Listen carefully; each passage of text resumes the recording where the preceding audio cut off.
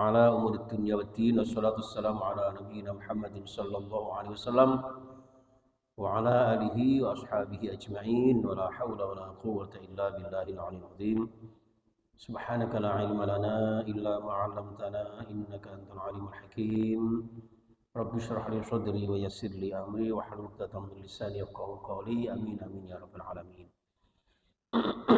Para alim, para ulama, sepuh bini sepuh yang saya muliakan, segenap pengurus Yayasan Darut Taqwa dan seluruh jamaah Masjid Darut Taqwa, mohon doanya untuk seluruh pengurus Yayasan Darut Taqwa, sesepuh Darut Taqwa, mudah-mudahan senantiasa diberikan sehat walafiat, barokah umurnya, barokah keluarganya, anak turunnya, dan kita semuanya insya Allah dapat barokahnya, barokah rezeki kita, barokah umur kita, barokah keluarga kita. Amin ya rabbal alamin. Al-Fatihah. A'udzu billahi minasyaitonir rajim. Bismillahirrahmanirrahim. Alhamdulillahi rabbil alamin arrahmanir rahim maliki yaumiddin. Iyyaka na'budu wa iyyaka nasta'in ihdinas siratal mustaqim. Shiratal ladzina an'amta 'alaihim ghairil maghdubi 'alaihim waladdallin. Amin. Senantiasa mohon doa panjenengan untuk Pak Amin, mudah-mudahan diberikan kesehatan, diberikan umur yang barokah, dan juga panjenengan semua mudah-mudahan sehat selalu sekeluarga. Amin ya rabbal alamin. Salawat wa salam kita aturkan kepada Nabi Agung Muhammad sallallahu alaihi wasallam. Baik jamaah sekalian rahimakumullah dan juga pemirsa kaum muslimin dimanapun antum berada, kita bersama-sama mengikuti kajian tafsir Al-Quran spesial Ramadan setiap hari Senin yang biasanya di luar Ramadan hari Jumat. Jemaah sekalian, kita lanjutkan kali ini di surah At-Taubah ayat 113. A'udzu billahi minasyaitonir rajim.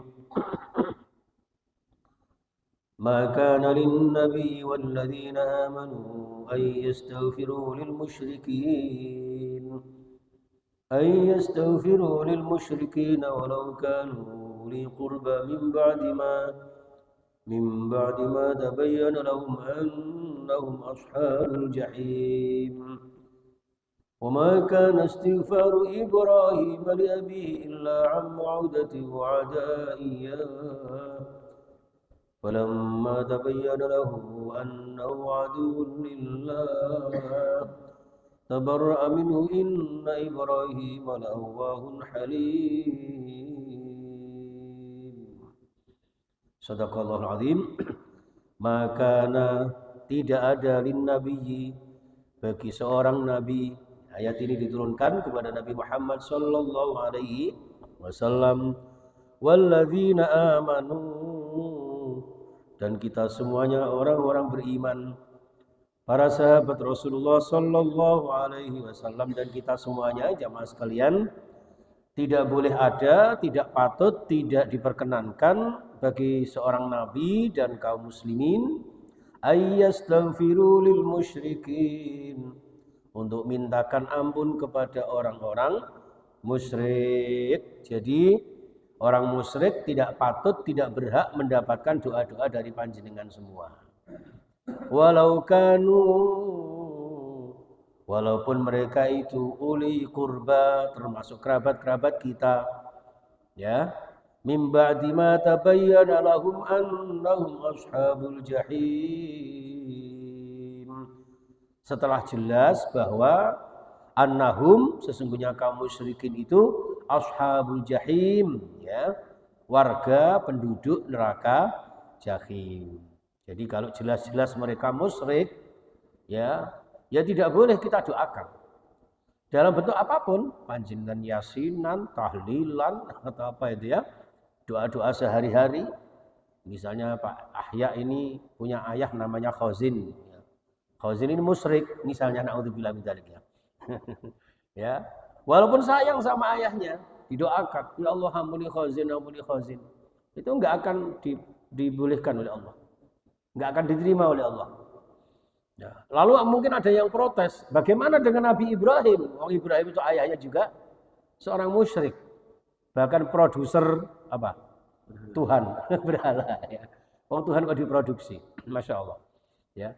Maka dijawab di ayat ini, wa ma kana istighfaru Ibrahim li abihi, Dan tidak ada istighfarnya Ibrahim itu li abihi bagi ayahnya illa ma'amma wa'idati wa'adaha iyah. Jadi istighfarnya Nabi Ibrahim kepada ayahnya itu hanya sebatas menunaikan janji-janji Allah, menunaikan ketentuan-ketentuan Allah bahwa seorang anak itu harus berbakti kepada orang tua. Siapapun orang tuanya, apapun keadaan orang tua kita wajib mendoakan mereka. Kita wajib birrul walidain kepada mereka. Kita harus berbakti, berbudi baik kepada mereka. Ya, ternyata ayahnya ini jelas. Falamma tabayyana lahu. Jadi ketika jelas bahwa ayahnya ini, ayahnya Ibrahim, ya, yang bernama Azar ini, ternyata annahu sesungguhnya ayahnya Ibrahim itu aduwwul lillah. Ternyata jadi musuhnya Allah. Ternyata yang selama ini dibakteni, dibaiki, disantuni, dihormati, dita'zimi, ternyata aduwwul lillah. Menjadi musuh Allah, jemaah sekalian. Maka apa sikap mereka? Apa sikap beliau Nabiullah Ibrahim alaihissalam? Tabarra'a minhu. Nah, ini harus tegas ini. Ya. Ternyata tabarra'a minhu, maka sudah lebaran. Apa lebaran itu ya? Bukan lebaran loh ya. Lebaran itu ya sudah ambiar sudah. Yang tadinya harusnya berbakti kepada ayahnya, menghormati ayahnya, ternyata ayahnya jelas menjadi musuh Allah Subhanahu wa taala. Maka Nabi Ibrahim sudah tidak ada lagi urusan dengan ayahnya. Artinya sudah ada tidak ada kewajiban lagi untuk mendoakan orang tuanya. Tabarra'a minhu. Padahal Nabi Ibrahim ini seorang nabi yang jangankan kepada kerabatnya Bapak Ibu, ya, kepada masyarakat itu Masya Allah Nabi Ibrahim itu. Menurut riwayat itu diceritakan, Nabi Ibrahim itu nggak akan pernah makan kalau belum menemukan teman untuk menemani untuk makan bersama beliau. Jadi sebelum beliau dahar itu golek sik. Sapa ya? Ngorong ngene Gang Sumber ketemu Alvan. Ayo Van, mangan Van. Mas Akil misalnya ya. Atau Mas apa itu satunya ya. Ya, cari gitu ya. Nah, ketemu besoknya lagi cari lagi terus itu. Ya. Dan beliau ini Nabi Ibrahim itu ya berani berkorban, rela berkorban, bukan ketika disuruh mengorbankan anaknya saja. Bahkan mengorbankan Ismail itu imbas dari pengendikan beliau, dari perkataan beliau. Jadi suatu saat ada orang yang bilang sama Ibrahim, sampean kok korban terus, ngono gak eman ta sampean niku. Sampean kok sedekah terus iku gak bosen ta sampean niku. Wong kadang-kadang wong Duku Kupang dan sekitarnya kon sedekah moh, kon zakat gak mangkat, kon poso rasa-rasa. Misalnya ini yang rasa-rasa tapi jenengan yang giat. Masya Allah ya. Lah kok beliau menjawab begini, loh jangankan onta, jangankan sapi, jangankan domba. Waktu itu beliau belum punya anak. Kok umpama aku dikei anak tak korbanno. Ngoten. Ya. Kok umpama aku dikei anak tak sembelih tak korban. Jangankan hanya domba, sapi, kerbau, unta dan sebagainya. Lah itu dalam suatu mimpi, mimpinya di ayat di surah Fussilat disebutkan itu apa itu? Alam Taurat itu ya, falamma balagha ma'usa ya qala ya bunayya inni ara fil manam itu kan. Jadi ketika suatu saat anaknya sudah mulai lucu-lucu seperti putra panjenengan ini, tiba-tiba mendapat mimpi. Nah disitulah ada sebagian ulama menyampaikan bahwa mimpinya itu Allah dawuh begini, Ibrahim, tunaikan nazarmu, tunaikan janjimu. Nabi Ibrahim mikir, janji apa aku ya? Makanya ada puasa, ada hari Tarwiyah, ada hari Arafah. Tanggal 8 Dzulhijjah itu beliau mikir terus. Nazarku apa ya? Gitu. Nabi Ibrahim itu ketika mendapatkan perintah dari Allah itu tidak seperti kulon jenengan jamaah sekalian. Jadi langsung ditunjukkan, ini loh rukun Islam, ini loh cara sholat, ini cara zakat, ini cara puasa. Tidak seperti itu. Jadi wa idzi btala Ibrahim rabbuhu bikalimatin fa atammahun. Nabi Ibrahim itu kalau diperintah Allah itu melalui ujian dulu. Wa idzi btala. Jadi Allah menguji dulu. Jadi setiap apa yang diperintahkan Allah sampai masalah sunat itu loh, masalah khitan itu tidak langsung khitano, tidak begitu. Jadi Ibrahim disuruh mencari, di anggota tubuhmu itu ada yang najis. Apa ya? Dicari. Oh, kuku, akhirnya kukunya dipotong. Oh, rambut ketiak, ini ada kecenderungan untuk menyimpan najis. Oh, di sekitar bulu ngonoan. Nah, itu kan sampean tahu sendiri itu ya. Nah, itu. Pada akhirnya masih ada Ibrahim yang menyimpan najis. Apa? Dicari itu ya. Ternyata di ngonoannya itu. Akhirnya muncullah perintah khitan. Menurut riwayat seperti itu. Termasuk ibadah kurban, ya, tunaikan nazarmu wahai Ibrahim. Baru tanggal 9-nya beliau baru nyadar, oh iya astagfirullah. Saya pernah ngomong sama masyarakat, loh jumlah kok kurban binatang ternak, kok umpama anak tak kurban dong. Nah, ini ya, itu dalam konteks tafsir ya para ulama tentang bagaimana mimpinya Nabiullah Ibrahim alaihissalam. Yang jelas disitulah kemudian mimpi seorang nabi menjadi sebuah perintah yang harus dikerjakan. Maka demikian juga Nabi Ibrahim. Nabi Ibrahim ini seorang yang berkasih sayang kepada orang lain. Sehingga di sini ditutup dengan kalimat inna Ibrahima, saat teman Nabi Ibrahim itulah awwahun, sungguh orang yang memiliki kelembutan hati, latifatul qalbi. Ya. Jadi sebetulnya maksudnya ini ngeten. Asli ini Nabi Ibrahim itu lembut hatinya, halim dan penyantun. Tidak mungkin setega itu terus tidak mendoakan ayahnya, itu tidak mungkin. Tapi karena beda akidah, beda keyakinan bahwa ayahnya adalah seorang musyrik yang menyekutukan Allah. Ternyata orang yang lemah lembut dan kasih sayang itu mendapatkan satu ketegasan. Ini musyrik ini. Ini larangan Allah untuk mendoakan ayah saya karena kemusyrikannya. Sehingga tidak dilaksanakan itu. Maka ayat ini jamaah sekalian, ini asbabun nuzulnya adalah suatu ketika Nabiullah Muhammad SAW itu mendapati pamanda tercinta Abu Thalib, ya kan? Abu Thalib mau sakaratul maut, itu sudah ditungguin sama kroni-kroninya, sama punggawa-punggawanya, yaitu Abu Jahal. Ya, di situ ada Abdullah bin Abi Umayyah, tokoh-tokoh munafik, tokoh-tokoh musyrik sudah ada di sekitar Abu Thalib. Nabi Muhammad membisiki kepada Abu Thalib, ya amma, wahai pamanku, kul la ilaha illallah kalimatun uhajju laka biha indallah. Tolong paman, jenengan ucapkan la ilaha illallah. Di akhir hayat panjenengan Abu Thalib, paman yang selama ini panjenengan membantu dakwah saya, panjenengan yang selama ini membackup perjuangan saya, wahai pamanda tercinta, tolong ucapkan la ilaha illallah wahai paman, yang nanti saya akan berdalih, berhujjah, berargumentasi di hadapan Allah bahwa panjenengan adalah orang yang beriman. Lah kok delalah niku sing Abu Jahal niku jawab ngeten. Ya. Ya Abu Thalib, atarghabu amillati Abdul Muthalib. Ya, ini perang batin, Pak. Ya.